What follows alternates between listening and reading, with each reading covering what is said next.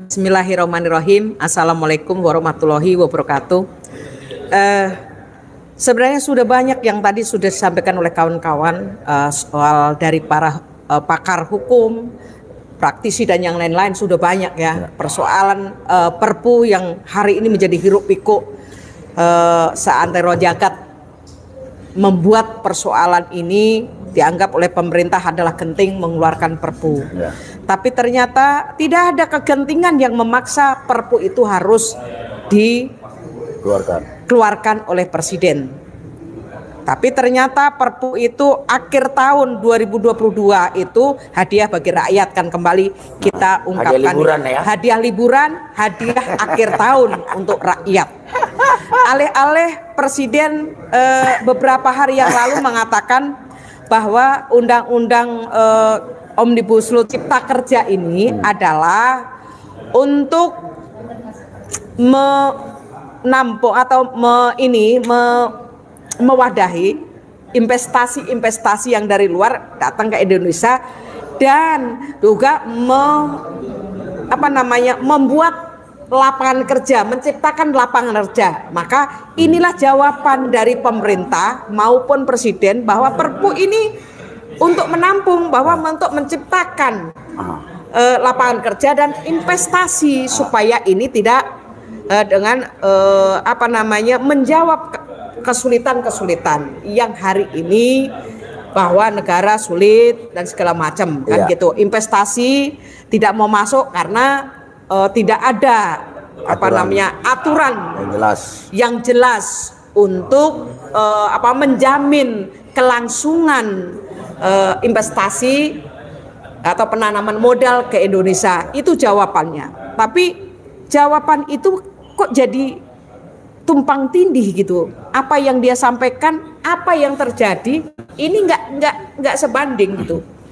Padahal lupa Presiden maupun DPR ini lupa bahwa di dalam undang-undang tersebut yang hari ini sudah dimasukkan di dalam Perpu, di situ justru memberikan karpet merah terhadap investasi atau investor itu sendiri.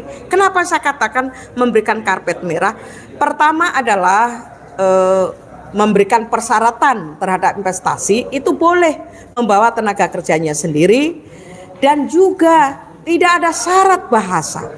Ini yang menjadi persoalan, akar persoalan ini tidak pernah itu dimunculkan gitu.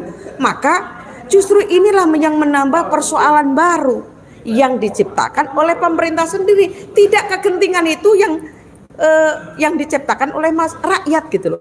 Ini kegentingan itu diciptakan oleh pemerintah, yaitu Presiden Republik Indonesia Bapak Joko Widodo. Dan juga para wakil rakyat, dia juga tidak mewakili rakyat yang mana. Kalau seharusnya dia mewakili rakyat, harusnya mewakili kepentingannya. Apa yang dibutuhkan oleh rakyat, lapangan kerja. Di mana lapangan kerja yang dijanjikan oleh Presiden Republik Indonesia 10 juta lapangan kerja, tapi ternyata tidak ada gitu. Kenapa? Justru memberikan karpet merah tenaga kerja asing masuk ke Indonesia yang berbondong-bondong karena persyaratan bahasa tidak ada lagi gitu loh. Disinilah sebenarnya yang menjadi akar persoalan yang dibuat-buat oleh pemimpin negara ini sendiri. Yang kedua, persoalan Perpu yang kemarin sudah dikeluarkan, seharusnya tanggal 16 Februari harusnya sudah ada sidang paripurna. Bukan dari balik itu bisa menjadi sebuah undang-undang. Ini juga sudah melanggar Undang-Undang Dasar 1945. Ini juga sudah melanggar. Seharusnya pemimpin negara ini memberikan contoh suri tauladan terhadap rakyatnya.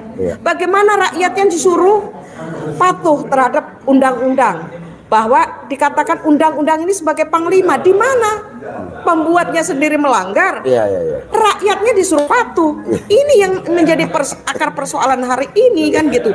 Jangan nanti mencari alasan-alasan supaya memperkuat nanti di paripurna yang nanti akan dibuat oleh DPR RI.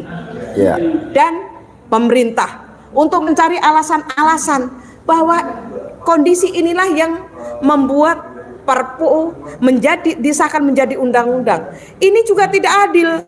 Maka saya katakan di sini bahwa kalau memang presiden juga tidak mampu lagi untuk memimpin, lebih bagus nyatakan dengan jujur kepada rakyat atau kibarkan bendera putih. Saya tidak akan mengatakan lain. Kibarkan bendera putih biar kita tahu apa yang harus kita lakukan. Maka saya meminta kepada seluruh rakyat Indonesia, khususnya kaum buruh, mari kita sama-sama kita kawal supaya Perpu ini tidak jadi disahkan. Karena Perpu ini hari ini sudah batal. Karena kalau dibilang undang-undang itu sudah inkrah harusnya tanggal 16 kemarin. Hari ini sudah tanggal 22. Berarti kan sudah inkrah. Jangan juga yang membuat undang-undang nanti mencari dalih yang lain. Disinilah perlu kita teliti dengan baik-baik. Mari rakyat Indonesia, jangan mau dijanjikan dan mau dibohongin dari pemerintah. Hari ini kita ini sudah tidak dianggap.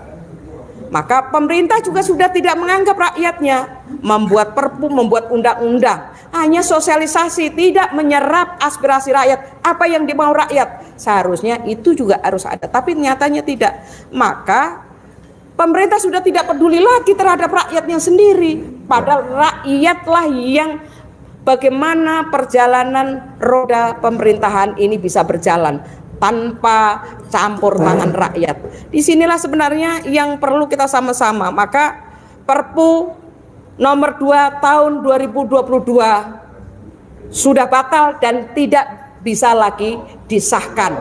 Maka mari kita sama-sama jaga supaya di tanggal 28 mari kita kepung DPR RI supaya pemerintah maupun DPR betul-betul jeli, betul-betul telinga maupun mata mendengarkan dan melihat persoalan hari ini yang terjadi, supaya tidak lagi mengatakan bahwa ini adalah salah rakyat, inilah nanti dicari-cari persoalan, cari supaya ini bisa disahkan. Tapi di sini yang harus kita lakukan, kita harus bersatu untuk melawan supaya anggota DPR tidak mengesahkan. Hari ini masih ada 2 fraksi, fraksi Demokrat maupun fraksi PKS. Mudah-mudahan fraksi yang lain juga akan mencabut dukungan untuk mengesahkan. Saya rasa itu aja. Terima kasih dan mohon dukungan tanggal 28. Mari kita kepung